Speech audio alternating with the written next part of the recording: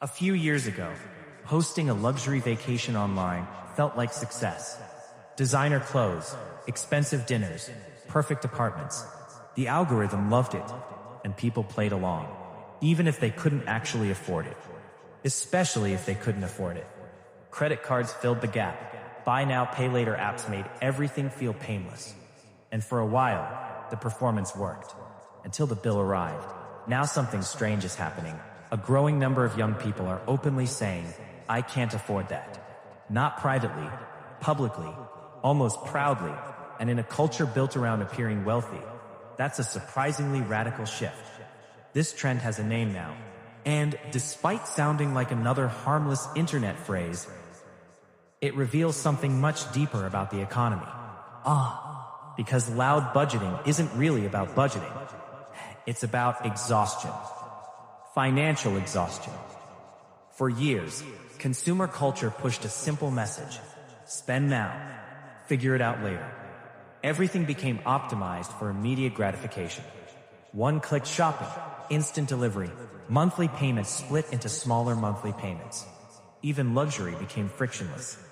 And when money feels invisible, spending becomes emotional, not mathematical. That's important, because most people don't experience money logically. They experience it socially. A dinner isn't just dinner, it's status, belonging, identity. And social media intensified that pressure dramatically. Suddenly, people weren't comparing themselves to neighbors anymore. They were comparing themselves to millions of curated lives online. The vacations, the outfits, the expensive routines, all constantly visible, all appearing normal, even when they weren't. Now here's the uncomfortable part. At the same time this culture exploded, the economic foundation underneath it weakened. Housing costs surged. Tuition exploded. Healthcare remained expensive. Wages grew, but much slower than lifestyle expectations, especially in major cities. So a strange contradiction formed. People were told to consume like they were wealthy, while living in an economy that increasingly made wealth difficult to build. And eventually, the math catches up. Not as a financial strategy, but almost as a social defense mechanism. Instead of pretending to afford everything, people started openly rejecting the pressure itself.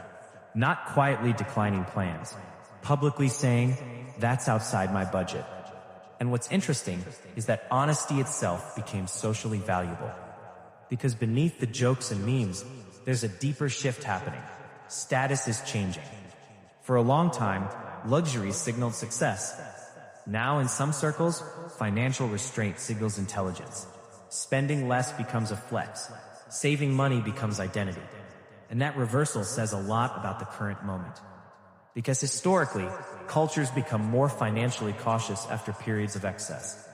Especially when younger generations experience instability early in life.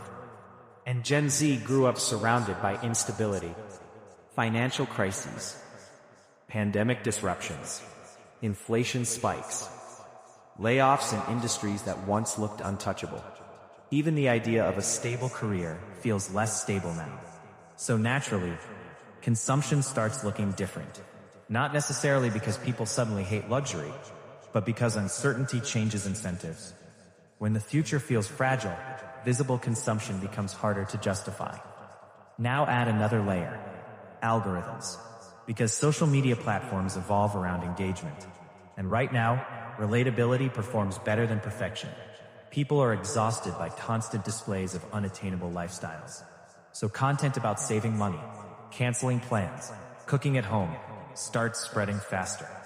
Not because frugality is glamorous, but because it feels honest. And honesty is increasingly rare online.